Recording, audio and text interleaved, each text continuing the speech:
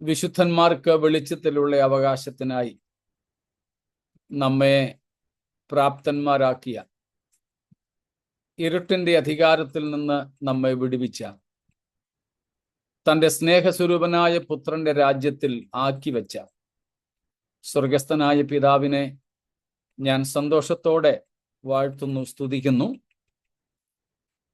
നമ്മെ ഇരുട്ടിന്റെ അധികാരത്തിൽ നിന്ന് വിടുവിച്ചെടുത്ത, ക്രൂശിൽ ജയോത്സവം കൊണ്ടാടിയ ദൈവപുത്രനായ യേശുക്രിസ്തുവിന്റെ നിസ്തുല നാമത്തിലുള്ള സ്നേഹവന്ദനങ്ങളെ എല്ലാവർക്കും ആദരവോടെ അറിയിക്കും. ഒരുമിച്ച് സന്തോഷത്തോടെ ദൈവസന്നിധിയിലായിരിക്കാൻ ദൈവം നമുക്ക് അവസരങ്ങളെ നൽകുന്നല്ലോ. സന്തോഷത്തിന്റെ അർത്ഥം പ്രശ്നങ്ങളില്ല എന്നുള്ളതല്ല. എന്നാൽ പ്രശ്നങ്ങളെക്കാൾ വലിയവനായ ദൈവം നമുക്കുണ്ട് എന്നുള്ളതാണ് നമ്മുടെ പ്രധാനപ്പെട്ട വിഷയം. കഴിഞ്ഞ ഞായറാഴ്ച ഞങ്ങൾ ചർച്ചിൽ ചിന്തിച്ച ഒരു കൊച്ചു ചിന്ത ദാനിയേൽ പ്രവചനം 3-ാം അധ്യായത്തിൽ നിന്നായിരുന്നു. അതിൻ്റെ ചില വശങ്ങൾ കഴിഞ്ഞ ആഴ്ചയിലെ ഒരു ദിവസം രാവിലെ പ്രഭാത വന്ദനത്തിൽ ഞാൻ നമ്മുടെ ഗ്രൂപ്പിലും ചിലർക്ക് വ്യക്തിപരമായിട്ടുമൊക്കെ അയച്ചു കൊടുത്തിരുന്നു.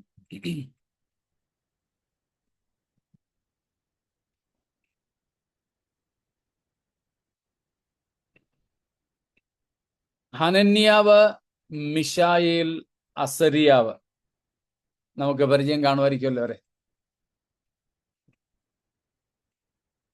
അവരുടെ എബ്രായ നാമങ്ങളാണ്.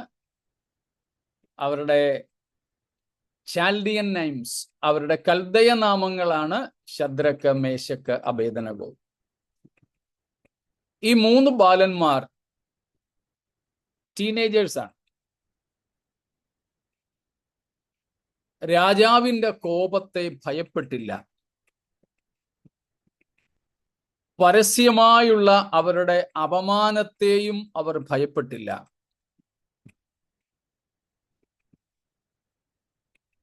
ദേശത്തെ വലിയ വലിയ അധികാരികൾ ഉൾപ്പെടെ രാജാവ് മുതൽ ഇങ്ങോട്ടുള്ള സകലരുടെയും മുമ്പിൽ പരസ്യ വിചാരണയാണ്, പബ്ലിക് ട്രയൽ ആയിരുന്നു അവരുടേത്.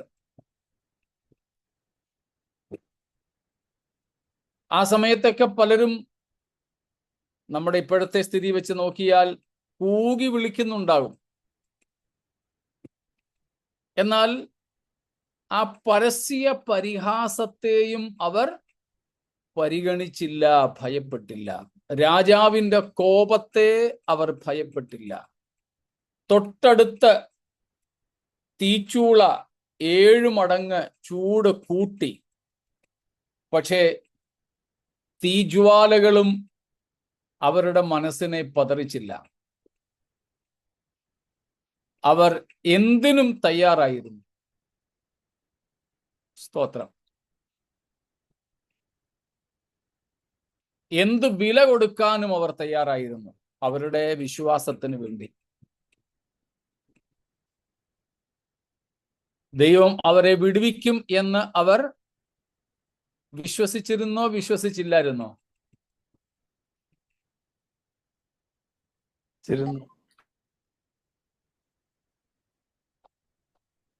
കേട്ടില്ല. വിടുവിച്ചാലും വിടുവിച്ചില്ലെങ്കിലും അവരുടെ ആ ബിംബത്തെ നമസ്കരിക്കത്തില്ല. അതായിരുന്നു അവരുടെ തീരുമാനം. അപ്പോൾ അവർക്ക് വിശ്വാസം ഇല്ലായിരുന്നു ദൈവം അവരെ വിടുവിക്കും എന്ന്. വിശ്വാസം ഇല്ലായിരുന്നു. എന്നാൽ ഒരു കാര്യം അവർക്ക് വിശ്വാസം ഉണ്ടായിരുന്നു, അവരുടെ ദൈവം അവരെ വിടുവിക്കുവാൻ ശക്തനാണെന്ന്. Yes, we know our God is able to deliver us from your hands. He is able. ദൈവത്തിന് വിടുവിക്കുവാൻ കഴിയും എന്ന് വിശ്വാസം ഉണ്ടായിരുന്നു. വിടുവിക്കും എന്ന് അവർക്ക് ഉറപ്പില്ലായിരുന്നു. അതുകൊണ്ടാണ് പറഞ്ഞത് 3:18 ഇല്ലെങ്കിലും. 17 വാക്യത്തിൽ പറഞ്ഞു, ഞങ്ങളുടെ ദൈവത്തിന് നിന്റെ കയ്യിൽ നിന്ന് ഞങ്ങളെ വിടുവിക്കുവാനായിട്ട് കഴിയും. പക്ഷെ 18 വാക്യത്തിൽ പറഞ്ഞു ഇല്ലെങ്കിലും. കാരണം ദൈവത്തിന്റെ ഹിതം എന്താണെന്ന് ഞങ്ങൾക്ക് അറിയില്ല. വിടുവിക്കാനാണോ അല്ലയോ? സ്തോത്രം. അപ്പോൾ നമ്മൾ ചിന്തിക്കുന്നത് പോലെയോ ആഗ്രഹിക്കുന്നത് പോലെയോ കാര്യങ്ങൾ ദൈവം ചെയ്യണമെന്നില്ല. ദൈവത്തിന്റെ കഴിവിൽ നിന്നുകൊണ്ടും ദൈവത്തിന്റെ ശക്തിയിൽ നിന്നുകൊണ്ടും ദൈവം നമുക്ക് വേണ്ടി എല്ലാം ചെയ്യണമെന്നില്ല.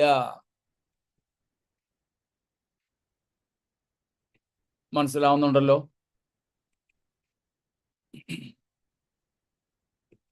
ദൈവത്തിന് എല്ലാം ചെയ്യാൻ കഴിയും. ദൈവത്തിന് എന്തും ചെയ്യാൻ കഴിയും. പക്ഷേ എല്ലാം ദൈവം ചെയ്യത്തില്ല.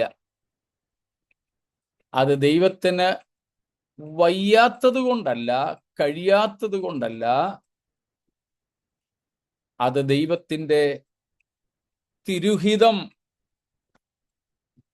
തിരുഹിതമനുസരിച്ചാണ് ദൈവം പ്രവർത്തിക്കുന്നത്. ആ തിരുഹിതത്തിന് നാം നമ്മെ തന്നെ വിധേയപ്പെടുത്തുക. സ്തോത്രം. അതാണ് ഇയ്യോബിന്റെ വിഷയം. ഇയ്യോബ് പറയുന്നു, അവൻ എന്നെ കൊന്നാലും ഞാൻ അവനായി കാത്തിരിക്കും. Let him kill me, but still I will anticipate for him. സ്തോത്രം. ആ ഒരു സമർപ്പണത്തിലേക്ക് നാമും എല്ലാവരും എത്തുമാറാകട്ടെ. ദൈവത്തിന് സ്തോത്രം.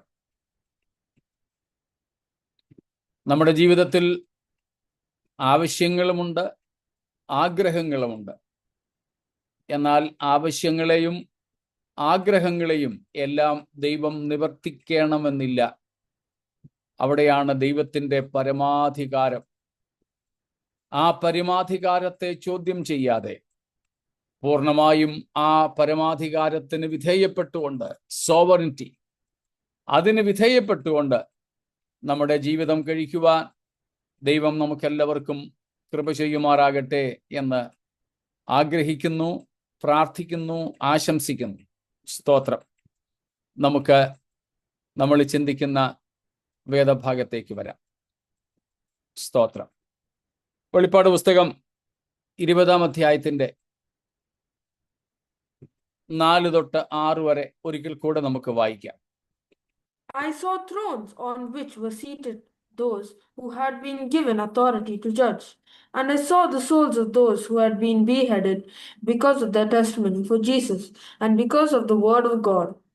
They had not worshipped the beast or his image, and had not received his marks on their foreheads or their hands. They came to life and reigned with Christ for 1,000 years. The rest of the dead did not come to life until the 1,000 years were ended.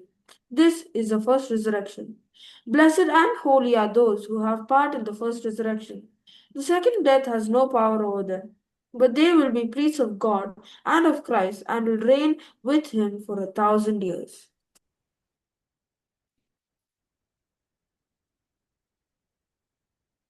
നാം ഈ വാക്യങ്ങളെ അധികരിച്ചുകൊണ്ട് പ്രധാനമായും 2 വിഷയങ്ങളെക്കുറിച്ച് പഠിച്ചു.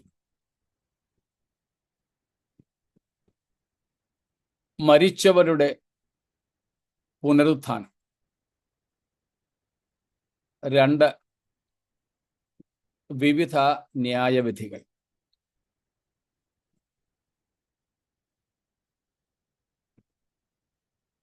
ആ ഭാഗങ്ങളെക്കുറിച്ചുള്ള നമ്മുടെ പഠനം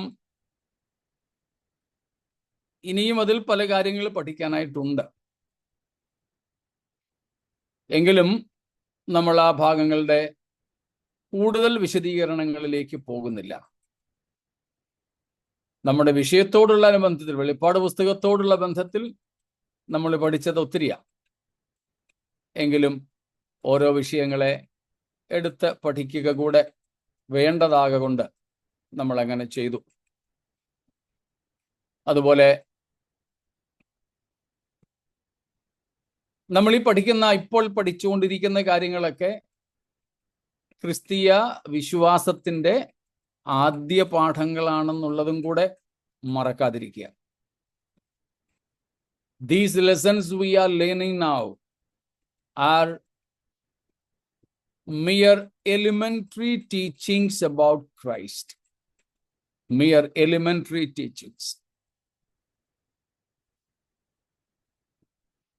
നമ്മളിപ്പോൾ പഠിക്കുന്ന കാര്യങ്ങളൊക്കെ യേശുക്രിസ്തുവിനെ സംബന്ധിച്ചുള്ള ആദിപാഠങ്ങളാണ്, അടിസ്ഥാന ഉപദേശങ്ങളാണ്. ഇവയെല്ലാം അടിസ്ഥാനങ്ങളാണ്. അടിസ്ഥാനങ്ങൾക്ക് രണ്ടർത്ഥമുണ്ട്. ഒന്ന്, ഏറ്റവും ആദ്യത്തെ പ്രൈമറി ഓർ എലിമെന്ററി എന്ന അർത്ഥത്തിലും ആദ്യ പാഠങ്ങൾ എന്ന അർത്ഥത്തിലും, അതുപോലെ പ്രധാന പാഠങ്ങൾ എന്ന അർത്ഥത്തിലും അതിനർത്ഥമുണ്ട്. സ്തോത്രം. Fundamental means very important, foundational. Upon these doctrines, other things are to be built. മറ്റ് കാര്യങ്ങൾ പണിയപ്പെടേണ്ട അടിസ്ഥാനപരമായ ഉപദേശങ്ങളാണ് ഈ കാര്യങ്ങൾ എന്നാണ് നമ്മൾ ഇവിടെ നിന്നും മനസ്സിലാക്കുന്നത്.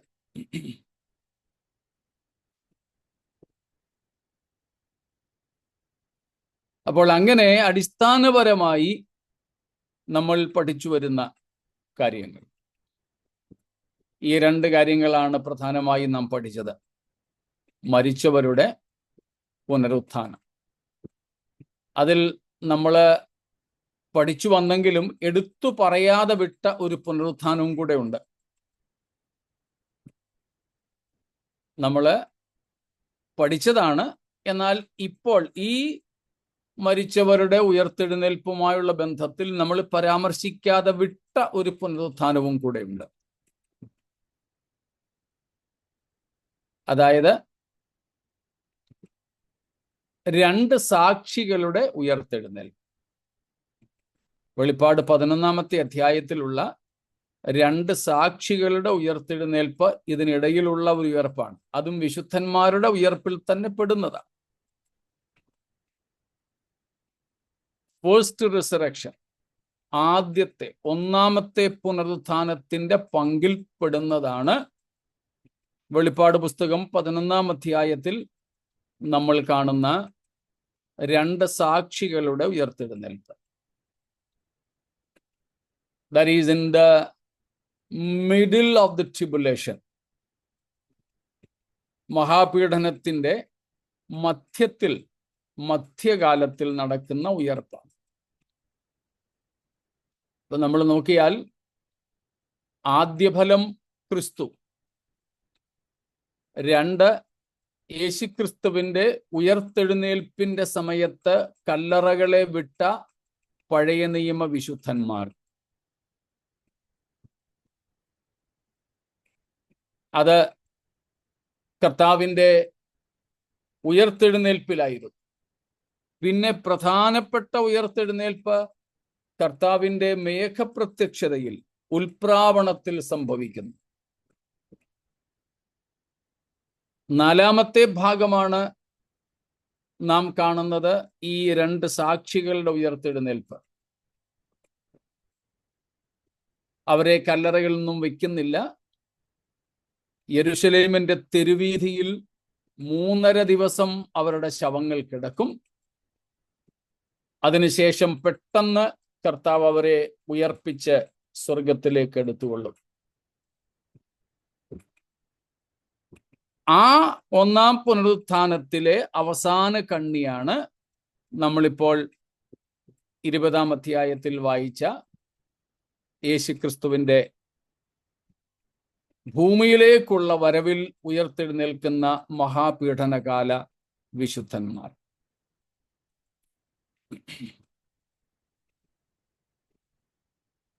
Okay, the first fruit who got resurrected from among the dead was Christ himself. Christ's resurrection is the very example for us and for very encouragement for us and guarantee for us that we also will be resurrected, just as Jesus was resurrected. And second, the Old Testament saints who got resurrected and left their tombs after the resurrection of Jesus Christ in Matthew chapter 27. And third is the major or the central harvest or resurrection at the rapture, the coming of the Lord Jesus Christ. And fourth aspect is the resurrection of the two witnesses in the middle or at the very middle of tribulation in Revelation chapter 11, 7, 8 or 7 to 10. Then the last episode of the first resurrection series is what we see in chapter 20 of Revelation, verse number 4. The resurrection of the tribulation saints at the coming of the Lord Jesus Christ a second time upon this earth. വീണ്ടും ആവർത്തിക്കുന്നു, ഈ മരിച്ചവരുടെ ഇടയിൽ നിന്നുമുള്ള പുനരുത്ഥാനത്തിനായിട്ടാണ് നാം കാത്തിരിക്കുന്നത്. If something is there for us to desire for our body, is nothing but this resurrection of our mortal body from among the dead. നമ്മുടെ ഈ നശ്വരമായ ദ്രവത്വമുള്ള മർത്യമായ ശരീരത്തിനു വേണ്ടി എന്തെങ്കിലും ദൈവത്തിൽ നിന്നും ആഗ്രഹിക്കാനുണ്ടെങ്കിൽ അതെന്തായിരിക്കട്ടെ? മരിച്ചവരുടെ ഇടയിൽ നിന്നുമുള്ള പുനരുത്ഥാനം ഈ ശരീരത്തിനുണ്ടാകണമെന്ന ആഗ്രഹവും പ്രാർത്ഥനയുമാകട്ടെ. സ്തോത്രം. ആ പ്രതീക്ഷയോടെ അല്ല, പ്രത്യാശയോടെ നമുക്ക് മുൻപോട്ട് പോകുവാൻ ദൈവം കൃപ തരട്ടെ എന്ന് പ്രാർത്ഥിക്കുന്നു. സ്തോത്രം. അപ്പോൾ യേശുക്രിസ്തു ഉയർത്തെഴുന്നേറ്റതുപോലെ തന്നെയുള്ള ഉയർത്തെഴുന്നേൽപ്പാണ് ക്രിസ്തുവിനുള്ളവർക്കും ലഭിപ്പാൻ പോകുന്നത്. അതാണ് നമ്മുടെ പ്രത്യാശ. യേശുവിൻ്റെ ഒഴിഞ്ഞ കല്ലറയാണ് നമുക്ക് അതിൻ്റെ ഉറപ്പ്. സ്തോത്രം. ഇത്രയും കാര്യങ്ങളിൽ എന്തെങ്കിലും വിശദീകരണം?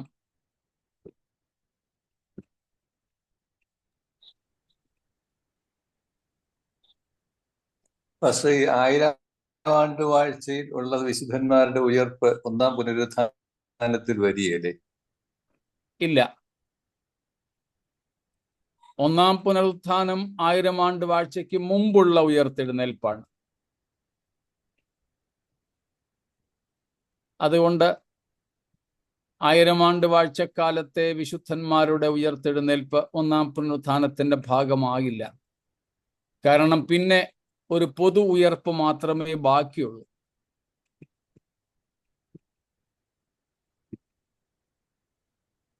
എന്നാൽ ഇന്നലെ നമ്മൾ വായിച്ചതുപോലെ ഒന്നാം പുനരുത്ഥാനത്തിൽ പങ്കുള്ളവൻ ഭാഗ്യവാനും വിശുദ്ധനുമാകുന്നു എന്ന അർത്ഥത്തിൽ രണ്ടാം മരണത്തിന് തങ്ങളുടെ മേൽ അധികാരമില്ലാത്തതുപോലെ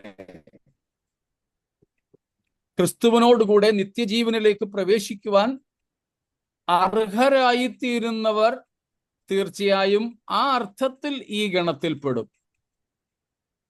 ഭാഗ്യവാനും വിശുദ്ധനും എന്ന നിലയിൽ. കാരണം അവരും നിത്യശിക്ഷാവിധിയിലേക്ക് തള്ളപ്പെടുന്നില്ല.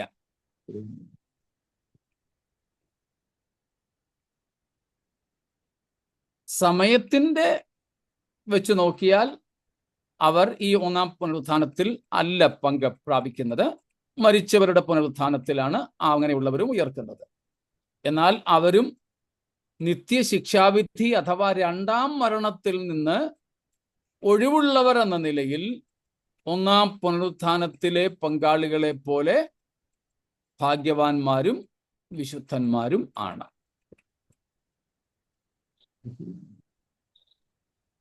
Okay pastor. Okay, thanks.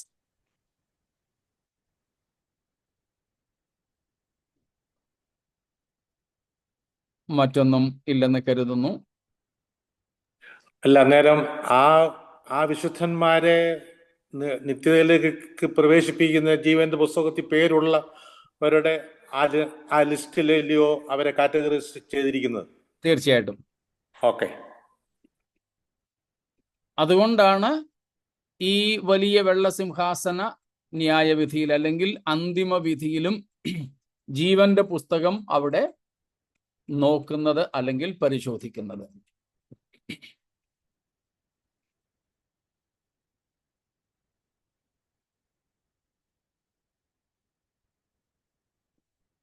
മറ്റൊന്നുമില്ലെന്ന് കരുതുന്നു.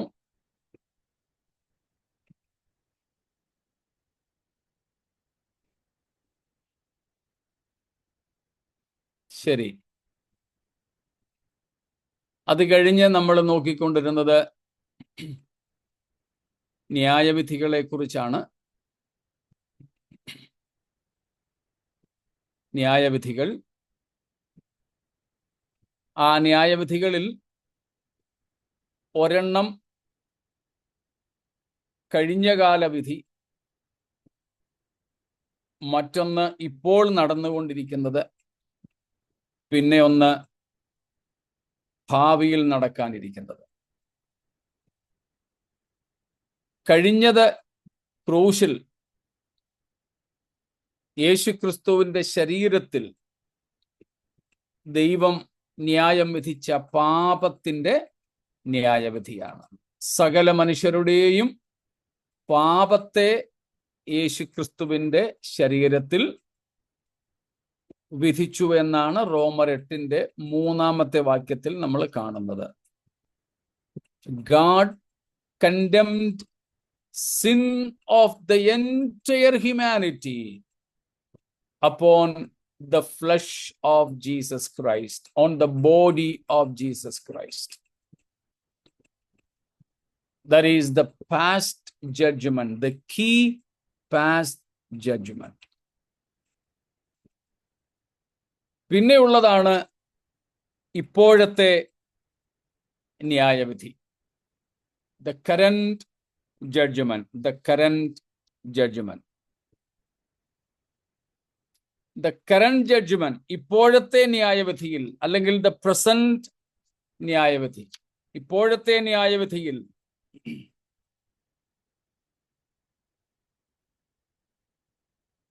നമ്മൾ രണ്ട് കാര്യങ്ങൾ കണ്ടിരുന്നു. ഒന്ന്, സെൽഫ് ജഡ്ജിങ്, നമ്മെ തന്നെ വിധിക്കുന്ന വിധി. രണ്ട്, ദൈവം വിശുദ്ധന്മാരെ വിധിക്കുന്ന ബാലശിക്ഷകൾ, ചാസ്റ്റനിങ്സ്, ചാസ്റ്റൈസ്മെന്റ്സ്. അതിന്റെ കൂട്ടത്തിൽ ഒരെണ്ണവും കൂടെ വേണമെങ്കിൽ നമുക്ക് ചേർക്കാം. അതാണ് the disciplinary actions of the church against the disobedient or the rebellious ones within the church. ഇപ്പോൾ ഉള്ള ന്യായവിധിയിൽ ഒരെണ്ണവും കൂടെ വേണമെങ്കിൽ നമുക്ക് ചേർക്കാവുന്നത് അനുസരണം കെട്ട വിശ്വാസികൾക്കെതിരെ സഭ എടുക്കുന്ന ശിക്ഷണ നടപടികളാണ്. The disciplinary actions taken against the disobedient or the arrogant church members or the saints. സഭാംഗങ്ങൾക്ക് എതിരായി സമയാസമയങ്ങളിൽ സഭ കൈക്കൊള്ളുന്ന അച്ചടക്ക നടപടികളെയും ഈ കൂട്ടത്തിൽ നമുക്ക് പെടുത്താനായിട്ട് സാധിക്കും. മത്തായി 18-ാമത്തെ അധ്യായത്തിൽ അതേപ്പറ്റി കർത്താവ് പറയുന്നുണ്ട്. 1 കൊരിന്ത്യർ ലേഖനം 5-ാം അധ്യായത്തിൽ പൗലോസ് അതേപ്പറ്റി പറയുന്നുണ്ട്. അപ്പോ 1 കൊരിന്ത്യർ 5-ാമത്തെ അധ്യായത്തിന്റെ 3 തൊട്ടുള്ള വാക്യങ്ങളിൽ, അല്ലെങ്കിൽ 1 മുതൽ തന്നെയുള്ള വാക്യങ്ങളിൽ നമ്മൾ ആ കാര്യം കാണുന്നു. പൗലോസ് കൊരിന്ത്യ സഭയെ ശാസിക്കുകയും അവരിതുവരെ നടപടിയൊന്നും എടുക്കാത്തതിൽ ശാസിക്കുകയും എത്രയും പെട്ടെന്ന് നടപടിയെടുക്കുവാൻ അവരെ വിശേഷിച്ച് ഉപദേശിക്കുകയും ചെയ്യുന്നു. അതുപോലെ മത്തായിയുടെ സുവിശേഷം 18-ാമത്തെ അധ്യായത്തിൽ 15 മുതൽ 18 വരെയുള്ള വാക്യങ്ങളിൽ, മാത്യു 18:15-18 അവിടം വരെയുള്ള വാക്യങ്ങളിൽ യേശുക്രിസ്തുവും സഭയെ അങ്ങനെ ഒരു ചുവടുവയ്പ്പിന് വേണ്ടിയിട്ട് പ്രബോധിപ്പിക്കുന്നു. അതും നമുക്ക് വേണമെങ്കിൽ ഇപ്പോഴത്തെ ന്യായവിധിയിൽപ്പെടുത്താവുന്നതാണ്. Church disciplinary actions. അപ്പോ അങ്ങനെ 1 കൊരിന്ത്യർ ലേഖനം 6-ാമത്തെ അധ്യായത്തിലും പൗലോസ്ലീഹ പറയുന്നുണ്ട്, 2 സഹോദരന്മാർ തമ്മിൽ പ്രശ്നം ഉണ്ടായപ്പോൾ അത് സഭയിൽ വിശുദ്ധന്മാരുടെ മുമ്പിൽ പറഞ്ഞു തീർക്കേണ്ടതാണ്, അത് കൈകാര്യം ചെയ്യേണ്ടതാണ് എന്ന നിലയിൽ. അങ്ങനെ പല ഭാഗങ്ങൾ വേറെയുമുണ്ട്. 2 തെസ്സലോനിക്കർ 3:6 2 Thessalonians chapter 3:6 അവിടെയുണ്ട് ക്രമം കെട്ട് നടക്കുന്നവരിൽ നിന്ന് ഒഴിഞ്ഞു മാറേണ്ടതിനെ കുറിച്ച്.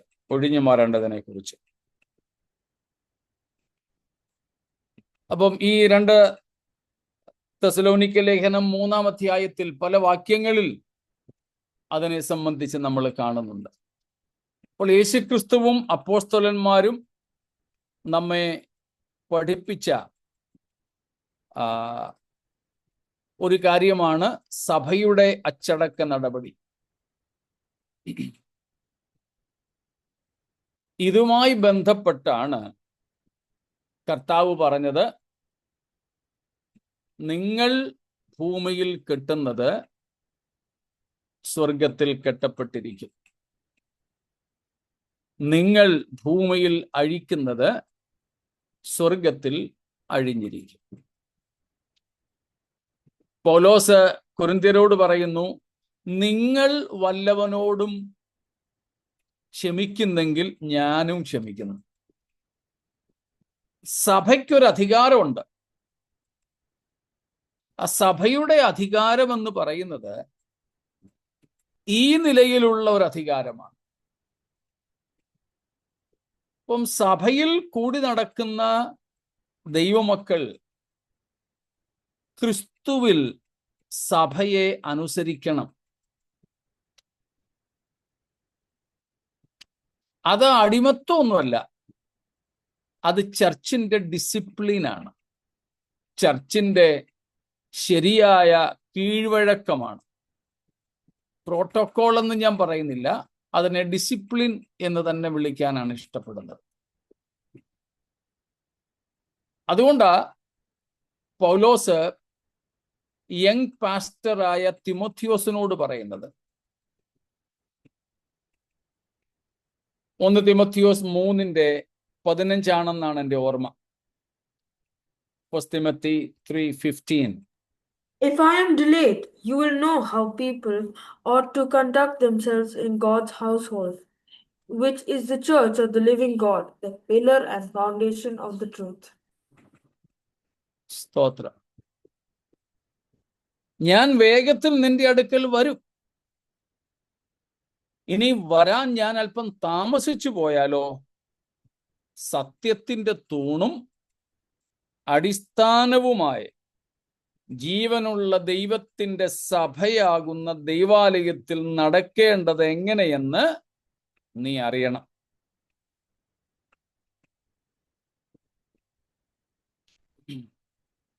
അപ്പോൾ ദൈവത്തിന്റെ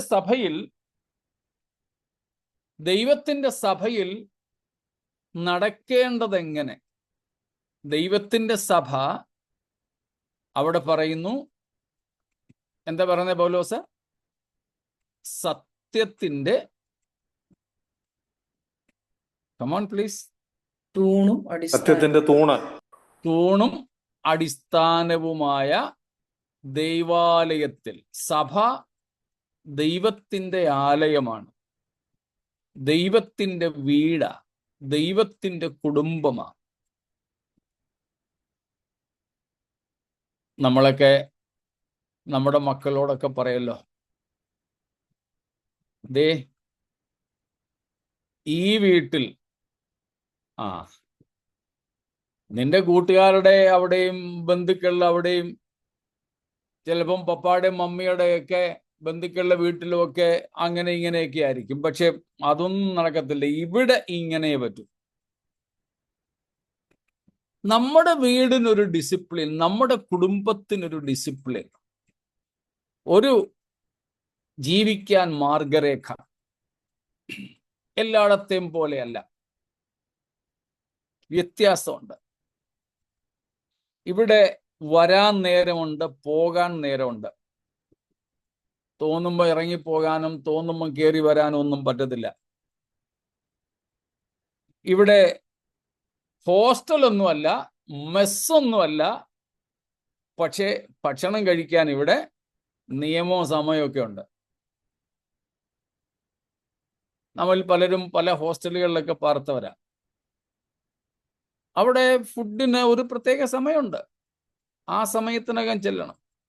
എന്തിനേറെ നമ്മൾ കാശ് കൊടുത്ത് വാങ്ങിക്കഴിക്കുന്ന ഹോട്ടലിൽ പോലും എഴുതി വെച്ചിട്ടുണ്ട് ബ്രേക്ക്ഫാസ്റ്റിന്റെ സമയം, ലഞ്ചിന്റെ സമയം. അത് കഴിഞ്ഞ് എന്നാൽ കിട്ടത്തില്ല.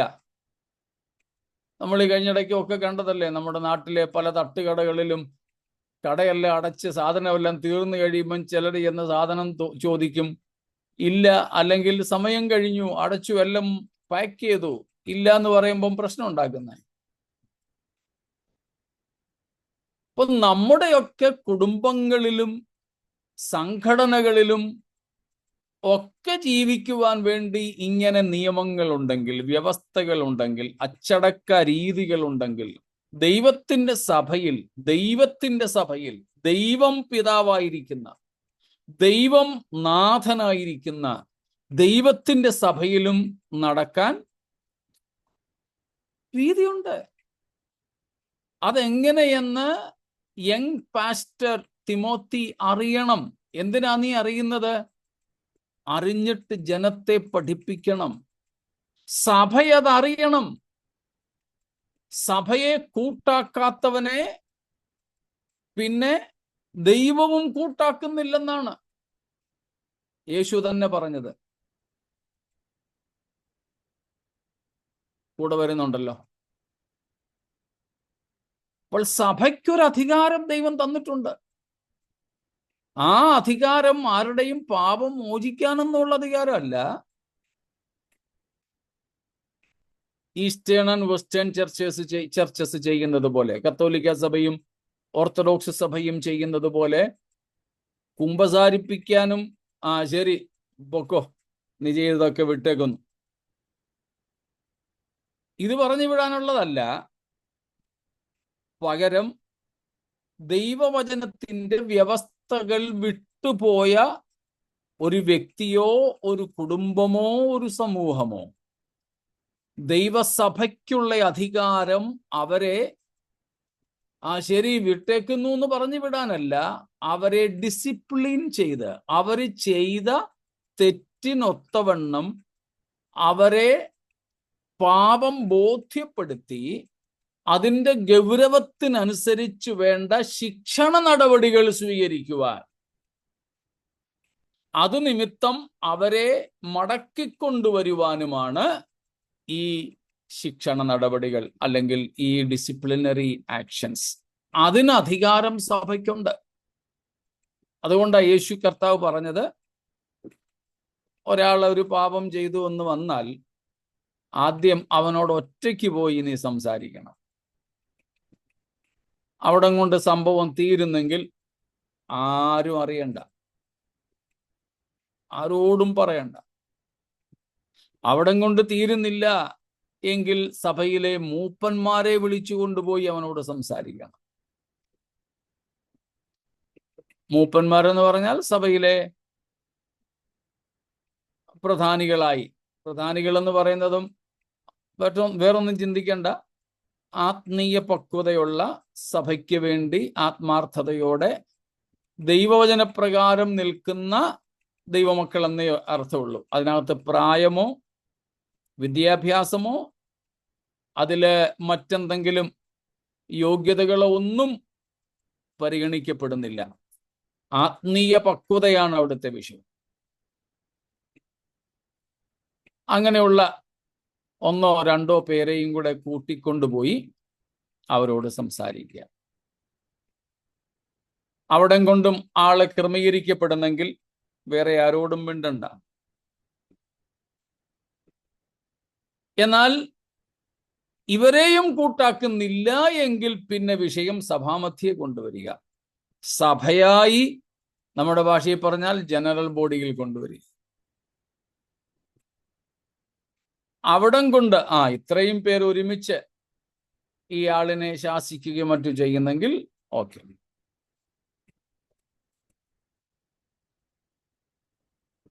എന്നാൽ സഭയെയും ഈ വ്യക്തി കൂട്ടാക്കുന്നില്ലെങ്കിലോ? പുറജാതിയായും ചുങ്കക്കാരനായിട്ടും കാണുക. സഭയ്ക്ക് പുറത്തുള്ള രക്ഷിക്കപ്പെട്ടിട്ടില്ലാത്ത ഒരുത്തനെ കാണുന്നത് പോലെ. യേശു കർത്താവ് മത്തായി 18 പറഞ്ഞത്, നിനക്കൊരു പുറജാതിക്കാരനെ പോലെയോ ഒരു ചുങ്കക്കാരനെ പോലെയോ അവനെ കണക്കാക്കുക. പിന്നെ അവന്റെ സ്തോത്രകാഴ്ചയും ദശാംശവും ഒന്നും മേടിക്കരുത്.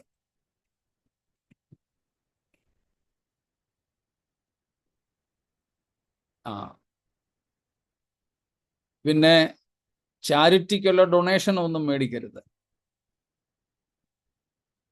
ചർച്ചിന് പെയിന്റ് അടിച്ചു തരാമെന്ന് പറഞ്ഞാൽ വേണ്ടെന്ന് പറഞ്ഞേക്കണം. ഇങ്ങനെയൊക്കെ ഉള്ളവരുള്ളത് കൊണ്ട് ഞാനങ്ങ് പറഞ്ഞതാ. ഞാൻ നേരത്തെ പറഞ്ഞിട്ടുണ്ടല്ലോ. ഞാൻ ശുശ്രൂഷിച്ച 2 സഭകളിൽ ദീപാവലിക്ക് അല്ലെങ്കിൽ ക്രിസ്മസിന് ചർച്ചിന് വൈറ്റ് വാഷ് ചെയ്തു തരുന്ന ഓരോരുത്തര് 2 സഭകളിലും ഉണ്ടായിരുന്നു. അതിൽ ഒരാള് വൈറ്റ് വാഷ് അടിച്ചു തരുന്നത് പലിശക്കാശ് കൊണ്ടായിരുന്നു. ബ്ലേഡ് വൈസ.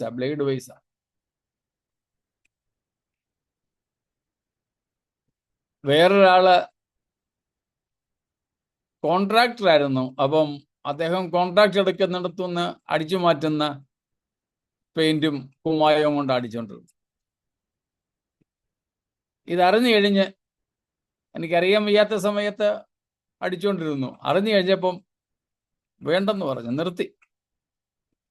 ചർച്ചിൽ ഞാൻ പറഞ്ഞു, ചർച്ച് ഫണ്ടിൽ നിന്ന് ഇച്ചിരി പൈസ പോയാലും സാരമില്ല, ഇത് വേണ്ട, നമുക്ക് ആവശ്യമില്ല. അപ്പോൾ ഇതാണ് കർത്താവ് പറഞ്ഞത്, നിങ്ങൾ ഭൂമിയിൽ കെട്ടുന്നത് സ്വർഗത്തിൽ കെട്ടപ്പെട്ടിരിക്കും. സഭയെ അനുസരിക്കാത്ത ഒരുത്തനെ ദൈവം അംഗീകരിക്കുന്നില്ല എന്ന്. സഭയെ അനുസരിക്കുക എന്ന് പറയുമ്പം ദൈവവചനപ്രകാരമുള്ള കാര്യമാകട്ടോ, അല്ലാതെ ഭൂരിപക്ഷത്തിന്റെ വിഷയമല്ല. ഇന്നിപ്പം സഭ എന്നൊക്കെ പറയുമ്പം ഭൂരിപക്ഷമാണ് നമ്മൾ നോക്കുന്നത്. അല്ല, ഇവിടെ ഭൂരിപക്ഷത്തിന്റെ വിഷയമല്ല. ദൈവവചനത്തിന്റെ എഴുതപ്പെട്ട വചനത്തിന്റെ വ്യവസ്ഥ പാലിക്കുക എന്നുള്ളതാണ് ഇവിടെ സഭ എന്നതുകൊണ്ട് അർത്ഥമാക്കുന്നത്. അങ്ങനെയുള്ള വചനത്തിന്റെ വ്യവസ്ഥയെ അനുസരിച്ച് ജീവിക്കുക. സഭയുടെ ഉപദേശം അതായിരിക്കണം. ഭൂരിപക്ഷ ഉപദേശമല്ല സത്യത്തിൽ. ജനാധിപത്യമല്ല വേദപുസ്തകം പറയുന്ന കാര്യം. ജനാധിപത്യമല്ല. Democracy is not the way of rule in the church or governance in the church. പക്ഷെ ഇന്ന് നമ്മുടെ ഇടയിൽ ജനാധിപത്യമാ, ഡെമോക്രസിയാ, ഭൂരിപക്ഷമാണ് നോക്കുന്നത്. സ്തോത്രം. എല്ലാ കാര്യത്തിനും ഭൂരിപക്ഷമാണല്ലോ. തെറ്റായിട്ടുള്ള തീരുമാനത്തിനും ഭൂരിപക്ഷം ഉണ്ടെങ്കിൽ കാര്യം നടപ്പിലാകും. അത് പാടില്ലാത്തതാ. വെളിപാട് പുസ്തക വ്യാഖ്യാനത്തിനകത്ത് വരുന്ന കാര്യമല്ല ഇതെങ്കിലും ഞാനങ്ങ് പറയുകയാണ്. ഞാൻ കമ്മിറ്റിയിലും കൗൺസിലിലുമൊക്കെ ഉള്ള എൻ്റെ സ്നേഹിതരോട് ചിലപ്പോൾ പറയാറുണ്ട്. ഈ കഴിഞ്ഞ 1-2 ആഴ്ചയ്ക്ക് മുമ്പും അങ്ങനെ ഒരാളുമായിട്ട് സംസാരിക്കേണ്ടി വന്നപ്പോൾ ഞാൻ പറഞ്ഞു, ചിലപ്പോൾ കമ്മിറ്റിയിലോ കൗൺസിലിലോ ഉള്ള സപ്പോസ് 10 പേരുണ്ടെന്നിരിക്കട്ടെ, ഇല്ല 7 പേരായിക്കോട്ടെ, 3, 5, 7 ഒക്കെ ആണല്ലോ കണക്ക്. അപ്പം ഈ ഭൂരിപക്ഷത്തിന് വേണ്ടിയിട്ട് അങ്ങനത്തെ ഒരു കണക്കുണ്ടാക്കുന്നത് കേട്ടോ. അപ്പൊ 7 പേരാന്നിരിക്കട്ടെ, അതിൽ 6 പേരും ഒരു തീരുമാനത്തെ പിന്തുണച്ചു എങ്കിൽ കമ്മിറ്റിയിലോ കൗൺസിലിലോ അതേ പാസ്സാകത്തുള്ളൂ. പക്ഷെ നിങ്ങൾക്കൊരു ബോധ്യമുണ്ട് വചനപ്രകാരം ആ തീരുമാനം തെറ്റാണെന്ന്. എന്നാ പിന്നെ 6 പേരും എടുത്തെങ്കിൽ ശരി, ഞാനും വേണ്ട, ചെയ്യരുത്. അവരുടെ തീരുമാനമേ നടപ്പാകൂ. ശരിയാ, കാരണം ജനാധിപത്യം ഇപ്പോ. പക്ഷേ നിങ്ങൾക്ക് വചനപ്രകാരം കിട്ടിയ ബോധ്യത്തിന് യോജിക്കാത്തതാണെങ്കിൽ നിങ്ങളുടെ ഡിസഗ്രിമെന്റ്, നിങ്ങളുടെ വിയോജിപ്പ് അവിടെ രേഖപ്പെടുത്തണം. നിങ്ങൾ തീരുമാനിച്ചോ, നടപ്പിലാക്കിക്കോ, പക്ഷെ ഞാൻ ഇതിന് എതിരാണ്, ഇന്ന കാരണം കൊണ്ട് ഞാൻ ഇതിനോട് യോജിക്കുന്നില്ല. നമ്മൾ ഒറ്റപ്പെട്ടേക്കാം. മറ്റുള്ളവരുടെ വിരോധം നമുക്ക് വില കൊടുത്ത് വാങ്ങേണ്ടി വന്നേക്കാം. ശരിയാ, സ്തോത്രം. അപ്പോൾ ഇങ്ങനെയുള്ള ഒരു ന്യായവിധിയുടെ കാര്യവും കൂടെ വർത്തമാനകാല ന്യായവിധിയിൽ ഉണ്ടെന്ന് പറയാനാണ് ഇത്രയും കാര്യങ്ങൾ പറഞ്ഞത്. അത് നമ്മൾ നേരത്തെ പറയാഞ്ഞത് കൊണ്ട് ഇത് ഞാൻ ഇടയ്ക്കൊന്ന് പറഞ്ഞു. 2 കാര്യങ്ങൾ. ഒന്ന്, ഉയർപ്പിൽ 2 സാക്ഷികളുടെ ഉയർപ്പിനെ കുറിച്ചും, പിന്നെ വർത്തമാനകാല ന്യായവിധിയിൽ സഭയുടെ അച്ചടക്ക നടപടികളെ കുറിച്ചും ഇതിനു മുമ്പ് പറയാഞ്ഞത് കൊണ്ട് ഇപ്പോൾ അത് ഒന്ന് കൂട്ടിച്ചേർത്തു എന്നേ ഉള്ളൂ.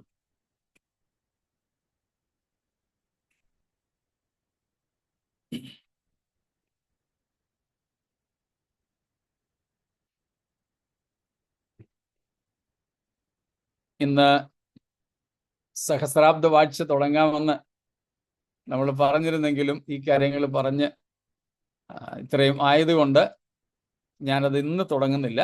കർത്താവിൻ്റെ വരവ് താമസിച്ച നാളെ നമുക്ക് തുടങ്ങാം. ഇന്ന് ശേഷിക്കുന്ന സമയം അന്തിമ ന്യായവിധിയെക്കുറിച്ച് 1-2 കാര്യങ്ങൾ കൂടെ പറഞ്ഞ് നമുക്ക് പര്യവസാനിപ്പിക്കാം. നമ്മൾ കഴിഞ്ഞ ദിവസം കണ്ട കാര്യമാണ്. പലരും, പ്രത്യേകിച്ച് യൂണിവേഴ്സാലിസം, സാർവത്രിക രക്ഷാവാദികൾ ഒക്കെ വാദിക്കുന്നത് പോലെ നരകം നിത്യമല്ല, കുറച്ച് കാലങ്ങൾ കഴിഞ്ഞിട്ട് ദൈവം നരകത്തിൽ കിടക്കുന്നവരെയും കൂടെ അങ്ങ് സ്വർഗത്തിൽ കൊണ്ടുപോകും എന്നൊക്കെ വിശ്വസിക്കുന്നവരും പഠിക്കുന്നവരും പഠിപ്പിക്കുന്നവരുമുണ്ട്. അത് വെച്ച് മരിച്ചു കഴിഞ്ഞ് സ്വർഗത്തിൽ വിടാൻ വേണ്ടിയുള്ള കാശ് കരുതി വെച്ചിട്ട് മരിക്കാൻ ഒരുങ്ങുന്നവരുമുണ്ട്.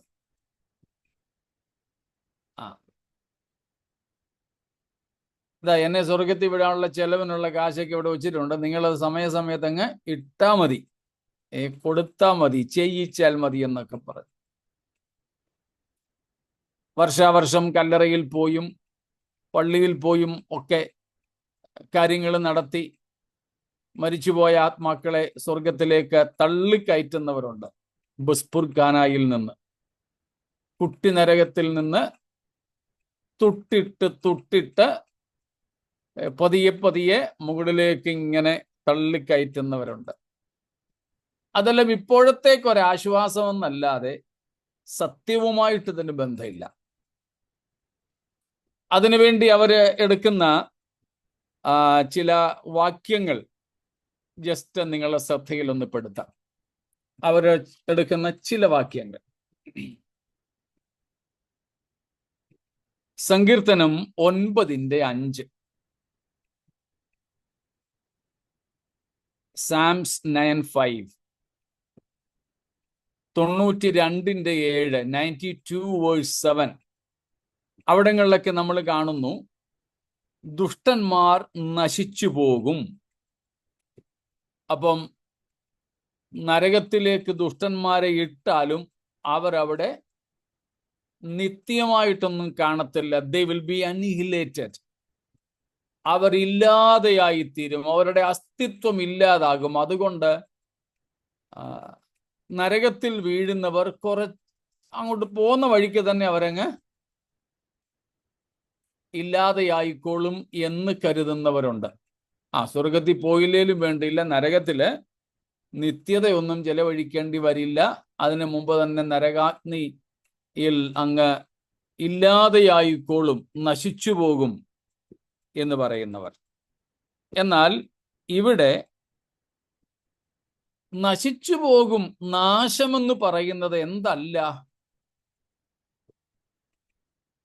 ഇംഗ്ലീഷിൽ എന്താ കൊടുത്തിരിക്കുന്നത്? ഡിസ്ട്രക്ഷൻ എന്നാണോ, ഡിസ്ട്രോയിഡ് എന്നാണോ?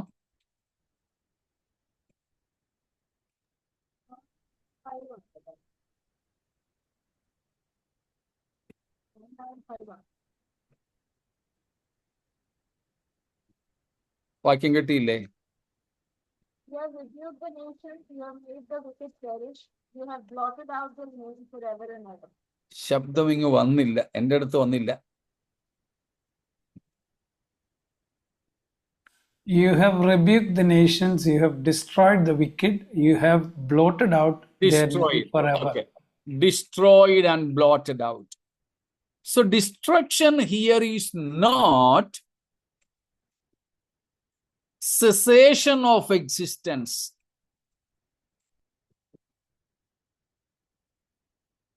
Destruction here or destroying here is not ceasing to be existing. അസ്തിത്വം ഇല്ലാതാകുന്നതല്ല ഇവിടെ പറയുന്ന നാശം. നാശത്തിന്റെ അർത്ഥം നമ്മൾ നേരത്തെ കണ്ടിട്ടുണ്ട്, ബീയിങ് ലോസ്, നഷ്ടപ്പെടുക എന്നാണ്. എവിടെ ആയിരിക്കണമോ അവിടെ ആയിരിക്കാത്ത അവസ്ഥ. മുടിയൻപുത്രന്റെ കാര്യത്തിൽ നമ്മൾ അങ്ങനെയാണല്ലോ അവനെ വിളിക്കുന്നേ, അങ്ങനെ അങ്ങ് പേര് വീണുപോയി. അവന്റെ അപ്പൻ പറയുന്നുണ്ട്, എൻ്റെ മകൻ മരിച്ചവനായിരുന്നു. അവൻ എപ്പോഴും മരിച്ചായിരുന്നോ? ഇല്ല. പിന്നെ അവിടെ മരിച്ചവനായിരുന്നു പറഞ്ഞ അർത്ഥം ഇവൻ എനിക്ക് നഷ്ടപ്പെട്ടവനായിരുന്നു. He was lost for his father. That doesn't mean that he died ever. No. അവൻ ഒരിക്കലും മരിച്ചില്ല, അവൻ ഒരിക്കലും ഇല്ലാതായില്ല. his existence did not come to cease. But he was lost to his family. He was lost to his father. He was away, had no connection. ഇവിടെയും നശിക്കുക എന്ന് പറയുന്നത് എന്തല്ല, ഇല്ലാതാവുന്നു എന്നല്ല, പിന്നെ നഷ്ടപ്പെടുക എന്ന അർത്ഥത്തിലാണ്. സ്തോത്രം. ലൂക്കോസ് 17:29 നോക്കിക്കേ. ലൂക്ക് 17:29. എന്നാൽ ലോത്ത് സോദോം വിട്ട നാളിൽ ആകാശത്ത് നിന്ന് തീയും ഗന്ധവും പെയ്തു എല്ലാവരെയും മുടിച്ചു കളഞ്ഞു. തീർന്നോ? 29. അടുത്തത്. മനുഷ്യപുത്രൻ വെളിപ്പെടുന്ന നാളിൽ ഔവണ്ണം തന്നെ ആകും. ഇനി മത്തായി 11:24, 11:24 മാത്യു. എന്നാൽ ന്യായവിധി ദിവസത്തിൽ നിന്നേക്കാൾ സോദോമ്യരുടെ നാട്ടിന് സഹിക്കാതാവും എന്ന് നിങ്ങളോട് പറയുന്നു. ലൂക്കോസിൽ നമ്മൾ വായിച്ചു, ആകാശത്ത് നിന്ന് തീയും ഗന്ധകവുമൊക്കെ പെയ്ത് സൊദോമും ഗൊമോറയും നശിച്ചുപോയി. എന്നാൽ മത്തായിയിൽ യേശു പറഞ്ഞു, ആ നശിച്ചു പോയവർ എന്ത് ചെയ്യും? ന്യായവിധി നാളിൽ എഴുന്നേറ്റ് വരും. അപ്പോൾ നശിച്ചു എന്ന് പറയുന്നതിന്റെ അർത്ഥം ഇല്ലാതായി എന്നാണോ? അല്ല. അതുകൊണ്ട് തന്നെ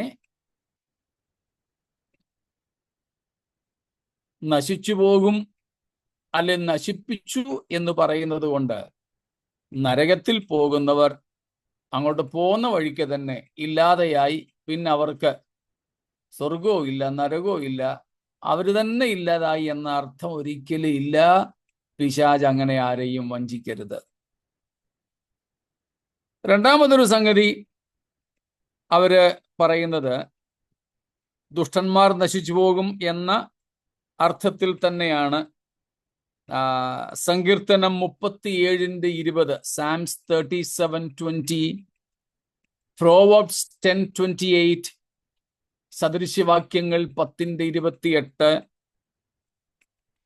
ലൂക്കോസ് 13-ാം അധ്യായം അതിൻ്റെ 3-5 വാക്യങ്ങൾ, ലൂക്ക് 13:3 and 5, ഇങ്ങനെയൊക്കെയുള്ള വാക്യങ്ങളിൽ പിന്നെയും നമ്മൾ കാണുന്നുണ്ട് നശിച്ചു പോകും, നശിച്ചു പോകും.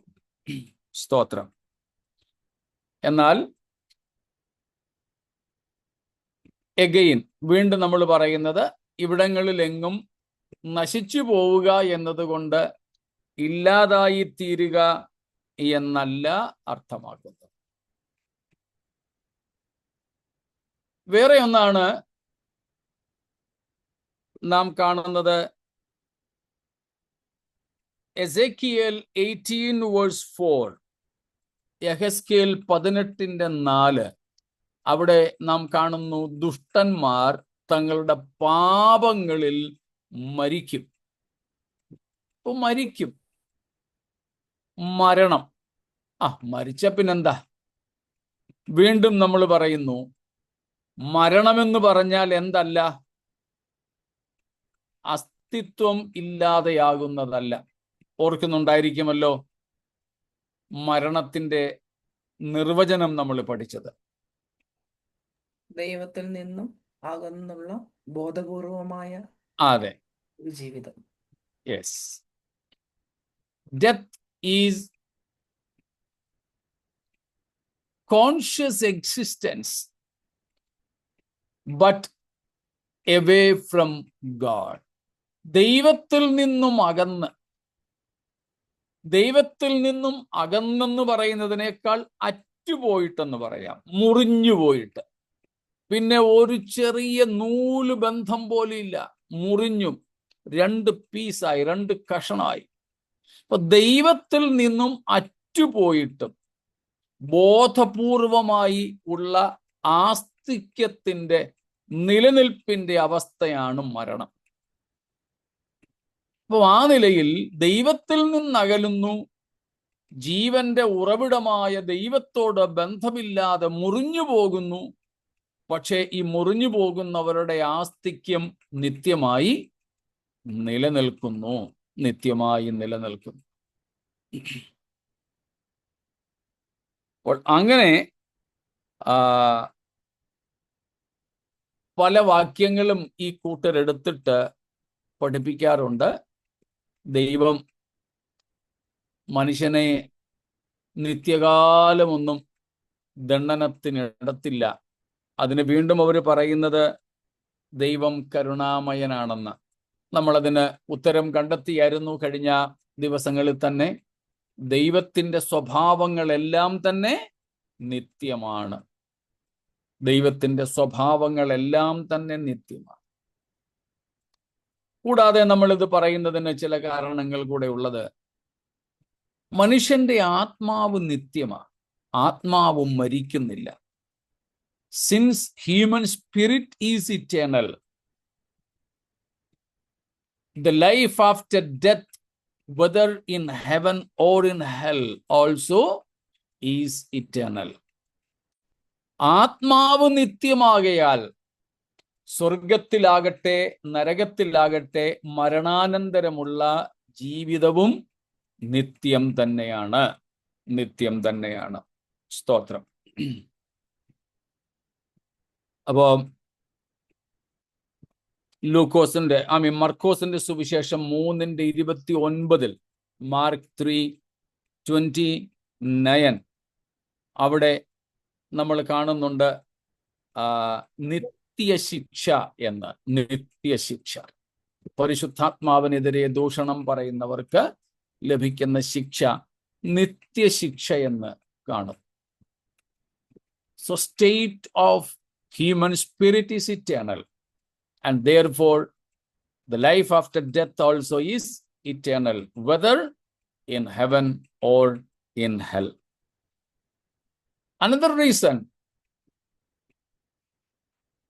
the very purpose and effect of the atonement of Jesus was eternal.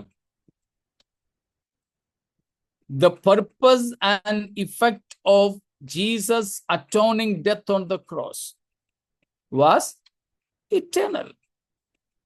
യേശു ക്രിസ്തു ക്രൂശിൽ മരിച്ചത്, അല്ലെങ്കിൽ മരിച്ചതിൻ്റെ ഉദ്ദേശവും മരിച്ചതുകൊണ്ടുള്ള പരിണിത ഫലവും നിത്യമാണ്. It was not for a time being. യേശുവിൻ്റെ ക്രൂശുമരണത്തിൻ്റെ ഇഫക്റ്റ്, ഫലമെന്ന് പറയുന്നത് കുറച്ചു കാലത്തേക്കല്ല. ഇറ്റ്സ് ഫോർ എവർ, നിത്യകാലത്തേക്കാണ്. അങ്ങനെയാണെങ്കിൽ യേശുക്രിസ്തുവിൻ്റെ ക്രൂശുമരണം മൂലം മനുഷ്യജാതിക്ക് ലഭിക്കുന്ന രക്ഷ നിത്യമാണ്. ആ രക്ഷയെ സ്വായത്തമാക്കാതെ പോയാൽ ഉള്ള ശിക്ഷയും ശിക്ഷാവിധിയും നിത്യം തന്നെയാണ്, നിത്യം തന്നെയാണ്. സ്തോത്രം. അങ്ങനെ ഒത്തിരി കാര്യങ്ങളുണ്ട്. അതിൽ ചിലതൊക്കെ നമ്മൾ ഇതിനോടകം പഠിച്ചു കഴിഞ്ഞതുമാണ്. അപ്പോൾ പാപികൾക്കുള്ള ശിക്ഷാവിധി നാം കാണുന്നു നിത്യമായതാണ്, നിത്യമായതാണ്. നമുക്ക് ലഭിക്കുന്ന രക്ഷയും നിത്യമായതാണ്. സ്തോത്രം. വെളിപ്പാട് 14:11, Revelation 14:11.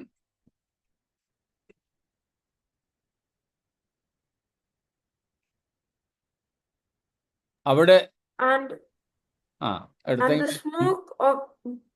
the smoke of the torment rises forever and ever. There is no rest day or night for those who worship the beast and his image, for anyone who receives the mark of his name. മൃഗം, എതിർ ക്രിസ്തു, അവനെ ആരാധിക്കുന്ന, അവന്റെ ബിംബത്തെ ആരാധിക്കുന്ന അവന്റെ മുദ്ര ഏൽക്കുന്നവരുടെ പുക എത്ര വർഷത്തേക്കാ? forever. എന്നേക്കും. The smoke rises forever. അവരുടെ പുക. അതുപോലെ അവർ എന്നേക്കും നിത്യദണ്ഡനം അല്ലെങ്കിൽ നിത്യശിക്ഷാവിധി അനുഭവിക്കേണ്ടി വരും.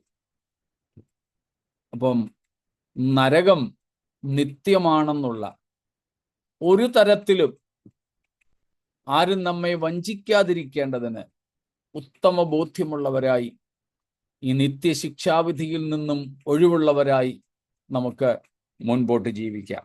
സ്തോത്രം. അങ്ങനെ വേറെയും ഭാഗങ്ങൾ ഉണ്ടെങ്കിലും അവിടേക്ക് ഇനിയും നമ്മൾ പോകണമെന്ന് താല്പര്യപ്പെടുന്നില്ല. ഇന്ന് സമയം നമുക്കുണ്ടായിരുന്നത് കൊണ്ട് ഈ ഭാഗങ്ങൾ ഒന്നും കൂടെ ഒന്ന് ക്രോഡീകരിച്ചു എന്ന് മാത്രമേ ഉള്ളൂ. ഈ വലിയ നിത്യമായ ശിക്ഷയിൽ നിന്നും, ശിക്ഷാവിധിയിൽ നിന്നുമാണ് കർത്താവ് നമുക്ക് മോചനം നൽകിയിരിക്കുന്നത്. സ്തോത്രം. അതുകൊണ്ടാണ് എബ്രായർ 2-ാം അധ്യായത്തിൽ നമ്മൾ കാണുന്നത്, ഇത്ര വലിയ രക്ഷയെ ഗണ്യമാക്കാതെ പോയാൽ എങ്ങനെ തെറ്റി ഒഴിയും. Such a great salvation. Such a great salvation. ഈ രക്ഷ ഇത്ര വലിയതാണ്. സ്തോത്രം. ഇത്ര വലിയതാണ്. ഇത്ര വലിയ രക്ഷ എന്ന് പറയാൻ അതിന് പല കാരണങ്ങളുണ്ട്. പക്ഷെ അവിടേക്കൊന്നും നമ്മൾ പോകുന്നില്ല. സ്തോത്രം.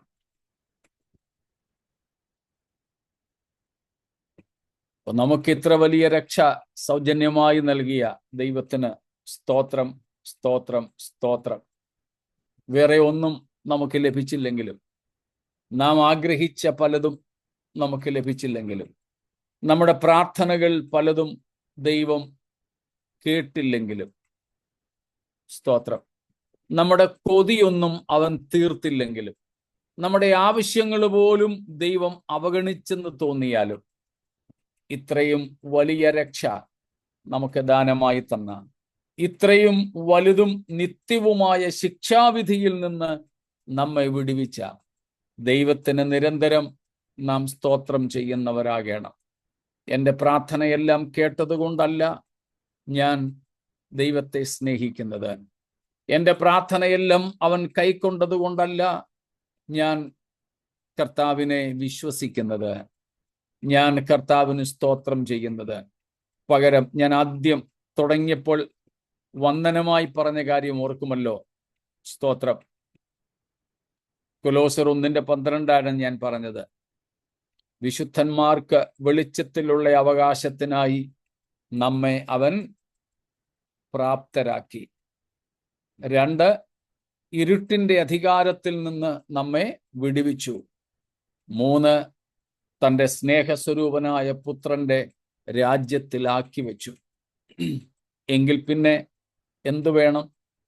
ഈ ഭൂമിയിലെ നൊടുനേരത്തേക്കുള്ള ലഘുവായ കഷ്ടം നമ്മൾ വെളിപ്പെടുവാനുള്ള നിത്യ തേജസ്സിന്റെ കനവുമായി തട്ടിച്ചു നോക്കി. സ്തോത്രം.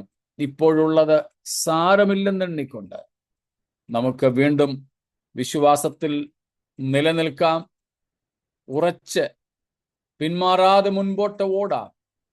ഈ വചനങ്ങളാൽ ദൈവം നമ്മെ അനുഗ്രഹിക്കുമാറാകട്ടെ.